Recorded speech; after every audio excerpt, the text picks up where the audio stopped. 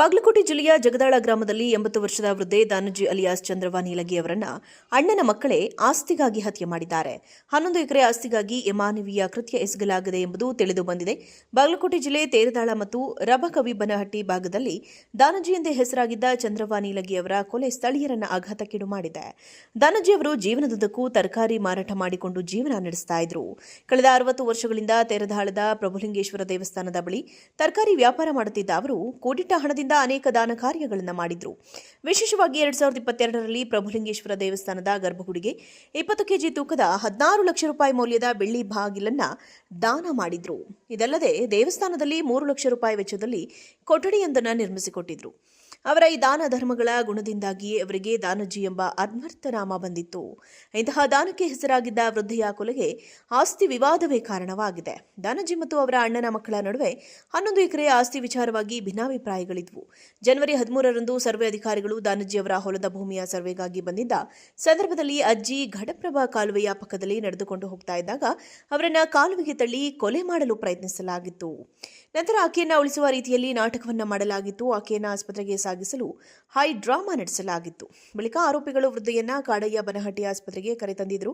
ಅಲ್ಲಿಂದ ತಾವೇ ಗೋಕಾಕ್ ಆಸ್ಪತ್ರೆಗೆ ಕರೆದುಕೊಂಡು ಹೋಗುತ್ತೇವೆ. ಬಾಗಲಕೋಟೆ ಜಿಲ್ಲೆಯ ಜಗದಾಳ ಗ್ರಾಮದಲ್ಲಿ 80 ವರ್ಷದ ವೃದ್ಧೆ ದಾನಜ್ಜಿ ಅಲಿಯಾಸ್ ಚಂದ್ರವ್ವ ನೀಲಗಿ ಅವರನ್ನ ಅಣ್ಣನ ಮಕ್ಕಳೇ ಆಸ್ತಿಗಾಗಿ ಹತ್ಯೆ ಮಾಡಿದ್ದಾರೆ. 11 ಎಕರೆ ಆಸ್ತಿಗಾಗಿ ಅಮಾನವೀಯ ಕೃತ್ಯ ಎಸಗಲಾಗಿದೆ ಎಂಬುದು ತಿಳಿದು ಬಂದಿದೆ. ಬಾಗಲಕೋಟೆ ಜಿಲ್ಲೆ ತೇರದಾಳ ಮತ್ತು ರಬಕವಿಬನಹಟ್ಟಿ ಭಾಗದಲ್ಲಿ ದಾನಜ್ಜಿ ಎಂದೇ ಹೆಸರಾಗಿದ್ದ ಚಂದ್ರವ್ವ ನೀಲಗಿ ಅವರ ಕೊಲೆ ಸ್ಥಳೀಯರನ್ನ ಆಘಾತಕ್ಕೀಡು ಮಾಡಿದೆ. ದಾನಜ್ಜಿ ಅವರು ಜೀವನದುದ್ದಕ್ಕೂ ತರಕಾರಿ ಮಾರಾಟ ಮಾಡಿಕೊಂಡು ಜೀವನ ನಡೆಸ್ತಾ ಇದ್ರು. ಕಳೆದ 60 ವರ್ಷಗಳಿಂದ ತೇರದಾಳದ ಪ್ರಭುಲಿಂಗೇಶ್ವರ ದೇವಸ್ಥಾನದ ಬಳಿ ತರಕಾರಿ ವ್ಯಾಪಾರ ಮಾಡುತ್ತಿದ್ದ ಅವರು ಕೂಡಿಟ್ಟ ಹಣದಿಂದ ಅನೇಕ ದಾನ ಕಾರ್ಯಗಳನ್ನು ಮಾಡಿದ್ರು. ವಿಶೇಷವಾಗಿ 2022ರಲ್ಲಿ ಪ್ರಭುಲಿಂಗೇಶ್ವರ ದೇವಸ್ಥಾನದ ಗರ್ಭಗುಡಿಗೆ 20 ಕೆಜಿ ತೂಕದ 16 ಲಕ್ಷ ರೂಪಾಯಿ ಮೌಲ್ಯದ ಬೆಳ್ಳಿ ಬಾಗಿಲನ್ನ ದಾನ ಮಾಡಿದ್ರು. ಇದಲ್ಲದೆ ದೇವಸ್ಥಾನದಲ್ಲಿ 3 ಲಕ್ಷ ರೂಪಾಯಿ ವೆಚ್ಚದಲ್ಲಿ ಕೊಠಡಿಯೊಂದನ್ನು ನಿರ್ಮಿಸಿಕೊಟ್ಟಿದ್ರು. ಅವರ ಈ ದಾನ ಧರ್ಮಗಳ ಗುಣದಿಂದಾಗಿಯೇ ಅವರಿಗೆ ದಾನಜ್ಜಿ ಎಂಬ ಅನ್ವರ್ಥ ನಾಮ ಬಂದಿತ್ತು. ಇಂತಹ ದಾನಕ್ಕೆ ಹೆಸರಾಗಿದ್ದ ವೃದ್ಧೆಯ ಕೊಲೆಗೆ ಆಸ್ತಿ ವಿವಾದವೇ ಕಾರಣವಾಗಿದೆ. ದಾನಜ್ಜಿ ಮತ್ತು ಅವರ ಅಣ್ಣನ ಮಕ್ಕಳ ನಡುವೆ 11 ಎಕರೆ ಆಸ್ತಿ ವಿಚಾರವಾಗಿ ಭಿನ್ನಾಭಿಪ್ರಾಯಗಳಿದ್ವು. ಜನವರಿ 13ರಂದು ಸರ್ವೆ ಅಧಿಕಾರಿಗಳು ದಾನಜ್ಜಿ ಅವರ ಹೊಲದ ಭೂಮಿಯ ಸರ್ವೆಗಾಗಿ ಬಂದಿದ್ದ ಸಂದರ್ಭದಲ್ಲಿ ಅಜ್ಜಿ ಘಟಪ್ರಭಾ ಕಾಲುವೆಯ ಪಕ್ಕದಲ್ಲಿ ನಡೆದುಕೊಂಡು ಹೋಗ್ತಾ ಇದ್ದಾಗ ಅವರನ್ನ ಕಾಲುವೆಗೆ ತಳ್ಳಿ ಕೊಲೆ ಮಾಡಲು ಪ್ರಯತ್ನಿಸಲಾಗಿತ್ತು. ನಂತರ ಆಕೆಯನ್ನು ಉಳಿಸುವ ರೀತಿಯಲ್ಲಿ ನಾಟಕವನ್ನ ಮಾಡಲಾಗಿತ್ತು. ಆಕೆಯನ್ನು ಆಸ್ಪತ್ರೆಗೆ ಸಾಗಿಸಲು ಹೈ ಡ್ರಾಮಾ ನಡೆಸಲಾಗಿತ್ತು. ಬಳಿಕ ಆರೋಪಿಗಳು ವೃದ್ಧೆಯನ್ನ ಕಾಡಯ್ಯ ಬನಹಟ್ಟಿ ಆಸ್ಪತ್ರೆಗೆ ಕರೆತಂದಿದ್ರು. ಅಲ್ಲಿಂದ ತಾವೇ ಗೋಕಾಕ್ ಆಸ್ಪತ್ರೆಗೆ ಕರೆದುಕೊಂಡು ಹೋಗುತ್ತೇವೆಂದು ಬಾಗಲಕೋಟೆ ಜಿಲ್ಲೆಯ ಜಗದಾಳ ಗ್ರಾಮದಲ್ಲಿ 80 ವರ್ಷದ ವೃದ್ಧೆ ದಾನಜ್ಜಿ ಅಲಿಯಾಸ್ ಚಂದ್ರವ್ವ ನೀಲಗಿ ಅವರನ್ನ ಅಣ್ಣನ ಮಕ್ಕಳೇ ಆಸ್ತಿಗಾಗಿ ಹತ್ಯೆ ಮಾಡಿದ್ದಾರೆ. 11 ಎಕರೆ ಆಸ್ತಿಗಾಗಿ ಅಮಾನವೀಯ ಕೃತ್ಯ ಎಸಗಲಾಗಿದೆ ಎಂಬುದು ತಿಳಿದು ಬಂದಿದೆ. ಬಾಗಲಕೋಟೆ ಜಿಲ್ಲೆ ತೇರದಾಳ ಮತ್ತು ರಬಕವಿಬನಹಟ್ಟಿ ಭಾಗದಲ್ಲಿ ದಾನಜ್ಜಿ ಎಂದೇ ಹೆಸರಾಗಿದ್ದ ಚಂದ್ರವ್ವ ನೀಲಗಿ ಅವರ ಕೊಲೆ ಸ್ಥಳೀಯರನ್ನ ಆಘಾತಕ್ಕೀಡು ಮಾಡಿದೆ. ದಾನಜ್ಜಿ ಅವರು ಜೀವನದುದ್ದಕ್ಕೂ ತರಕಾರಿ ಮಾರಾಟ ಮಾಡಿಕೊಂಡು ಜೀವನ ನಡೆಸ್ತಾ ಇದ್ರು. ಕಳೆದ 60 ವರ್ಷಗಳಿಂದ ತೇರದಾಳದ ಪ್ರಭುಲಿಂಗೇಶ್ವರ ದೇವಸ್ಥಾನದ ಬಳಿ ತರಕಾರಿ ವ್ಯಾಪಾರ ಮಾಡುತ್ತಿದ್ದ ಅವರು ಕೂಡಿಟ್ಟ ಹಣದಿಂದ ಅನೇಕ ದಾನ ಕಾರ್ಯಗಳನ್ನು ಮಾಡಿದ್ರು.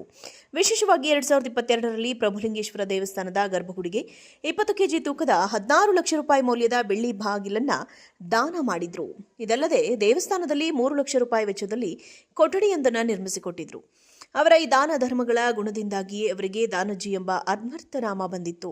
ಇಂತಹ ದಾನಕ್ಕೆ ಹೆಸರಾಗಿದ್ದ ವೃದ್ಧೆಯ ಕೊಲೆಗೆ ಆಸ್ತಿ ವಿವಾದವೇ ಕಾರಣವಾಗಿದೆ. ದಾನಜ್ಜಿ ಮತ್ತು ಅವರ ಅಣ್ಣನ ಮಕ್ಕಳ ನಡುವೆ 11 ಎಕರೆ ಆಸ್ತಿ ವಿಚಾರವಾಗಿ ಭಿನ್ನಾಭಿಪ್ರಾಯಗಳಿದ್ವು.